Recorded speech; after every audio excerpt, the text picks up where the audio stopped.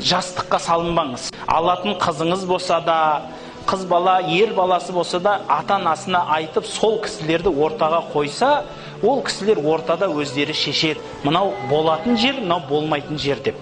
Үйленем деген адам міндетті түрде ата-ананы, жасы үлкен адамды араластырмай, қыз іздемей-ақ қойсын. Қыздың аға інілері, немесе әкесі, мынау жарамды күйеу бала деп көрген адамын, анау балаға айтыңдаршы, біздің үйде қыз бар екен, келіп көрсінші десе, еш нәрсе қылмайды ол.